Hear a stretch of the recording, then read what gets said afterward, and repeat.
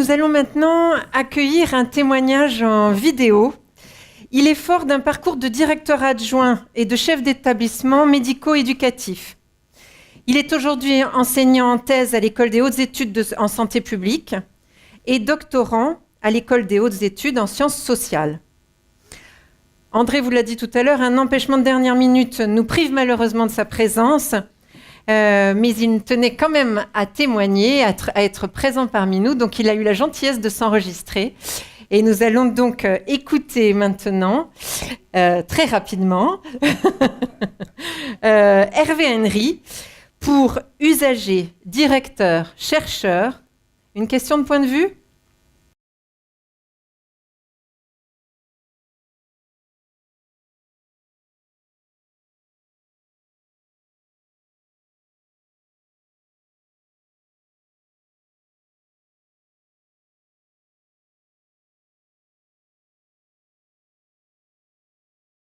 Bonjour, je vous remercie de m'accueillir sous cette forme-là puisque je ne peux être physiquement présent parmi vous et je vais vous parler d'une question qui m'a plusieurs fois préoccupé dans mon parcours, la question du point de vue. Usager, directeur, chercheur, une question de point de vue. On est un matin d'été. Je sors d'un ascenseur et tourne sur la gauche. Une odeur que je ne connais pas encore m'envahit. C'est celle de la salive séchée, de résidents qui bavent. Je le comprendrai plus tard. Mon chemin se poursuit et je découvre dans le couloir des résidents autistes, des résidents polyhandicapés. J'entends des cris. Je suis saisi par les odeurs de couches souillées. On est en 1988 et j'ai 10 ans. Une dame me prend par la main sans me dire qui elle est. Elle envoie mon père à l'autre bout de l'établissement, me sert un petit déjeuner. J'ai le ventre vide, nous avons voyagé toute la nuit.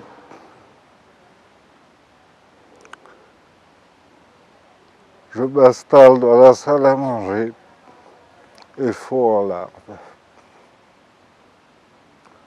Je suis étonné de ce qui se passe.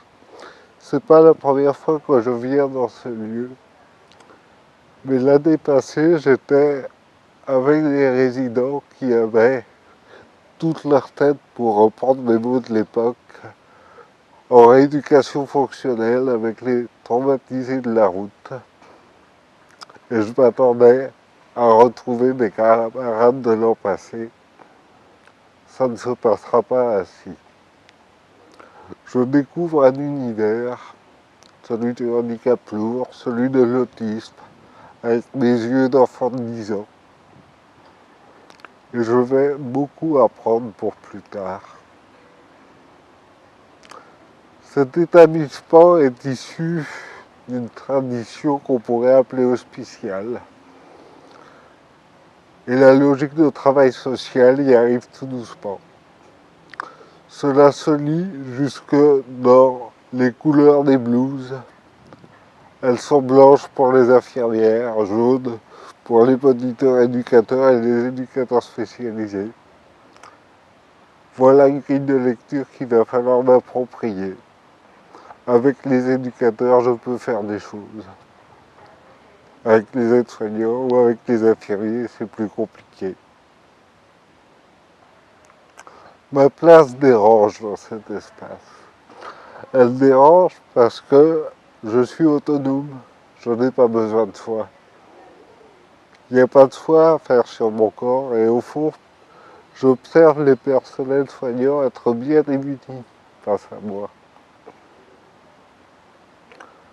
Ma présence fait la joie de l'éducateur sportif. Avec moi, il peut mettre en place des activités dont il n'a plus l'habitude, du tir à l'arc, du tennis de table. Et j'apprécie grandement ces temps passés en ratio d'encadrement 1 pour 1. Ces temps où je m'absente de ce service. Ces temps qui me fait un petit peu oublier ce monde qui, dans mes yeux d'enfant de 10 ans, est un peu fou. J'observe aussi les conflits entre les personnes, à propos des activités, à propos des soins.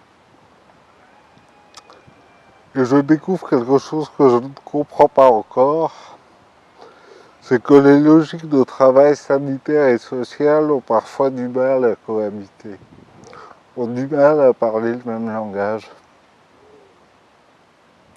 Le respect absolu de la parole du médecin d'un côté, la volonté de faire des activités et la joie de l'autre. J'observe. Je comprends peu ce que je fais là et m'arrange avec cette réalité. Bien des années plus tard,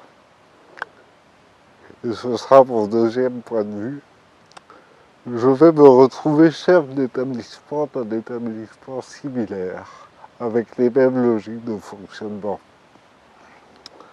Un ancien hospice où la transformation de l'organisation du travail avait démarré bien tardivement. Je me retrouve confronté au même univers qu'enfant et il va me falloir un petit peu de temps pour le conscientiser.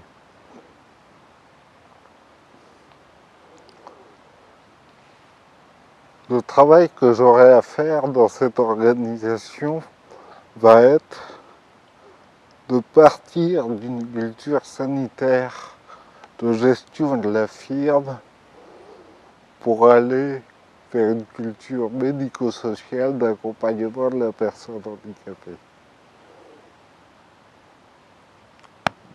C'est parfois difficile en management de prendre des personnes qui ont toujours fait d'une manière et de leur expliquer que maintenant on va faire autrement. La difficulté que j'aurai sera de tracer un aller vers en évitant au maximum, et ce sera difficile d'invalider ce qui s'était passé.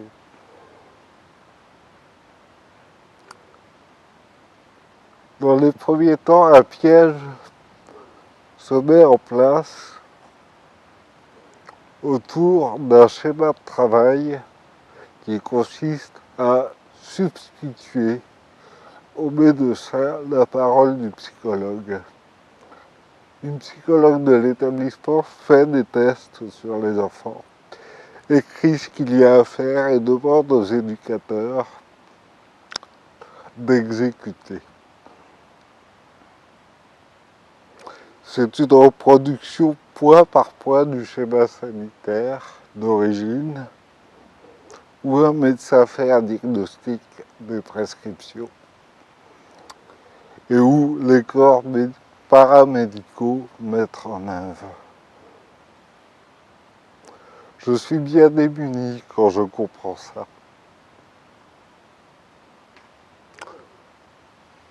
La position managériale, et ce sera mon troisième point de vue, qui va me permettre de sortir de là, va s'appuyer sur la notion d'empathie. C'est-à-dire qu'il va falloir que, non pas je parte du point de vue de l'enfant que j'ai été, qui se manifeste encore, dont je peux percevoir des colères qui s'expriment. Sortir du point de vue de je décide et il faut, ce à quoi me pousse cette organisation dans la manière dont est structuré le travail, Et il va falloir que j'apprenne à me mettre à la place de l'autre. L'empathie telle que nous l'a définie Alain Berthoz est un mouvement qui consiste à transférer son référentiel dans l'espace pour se mettre à la place de l'autre.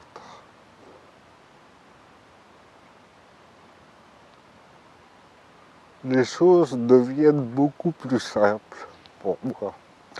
Elles deviennent beaucoup plus simples parce que je n'ai plus la pression émotionnelle à laquelle m'invite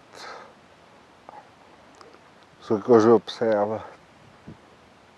Je n'ai juste qu'à me mettre à leur place et à les autoriser. À les autoriser à faire différemment. Je découvre des professionnels beaucoup plus éveillés qu'ils n'ont l'air. Beaucoup plus éveillés parce qu'ils en savent beaucoup plus que ce qu'ils ne pouvaient m'en dire. La seule chose que j'ai eu à comprendre pour manager cet établissement, c'est de me mettre à leur place, c'est de changer de position. De prendre une posture de management par la position basse, de ne pas savoir.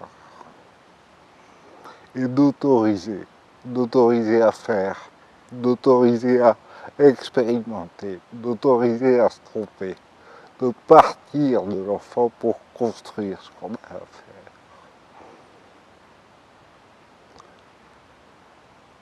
Je découvre un jour que les équipes partagent énormément dans les mois qui suivent. Et j'observe deux équipes qui n'ont absolument pas le même fonctionnement. Partager leurs réussites, leurs doutes et leurs erreurs. J'observe ça comme une démarche qualité spontanée, une démarche qualité naturelle.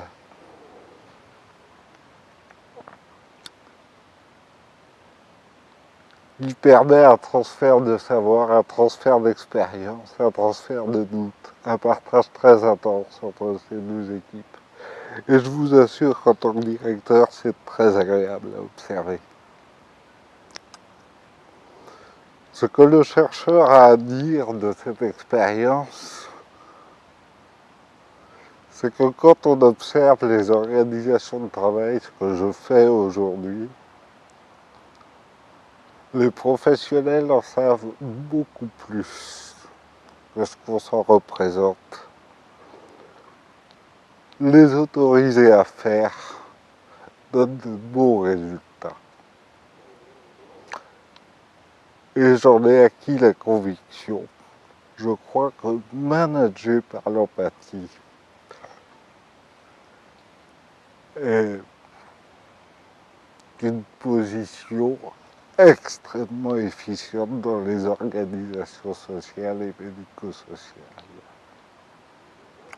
Voilà ce que je voulais vous dire.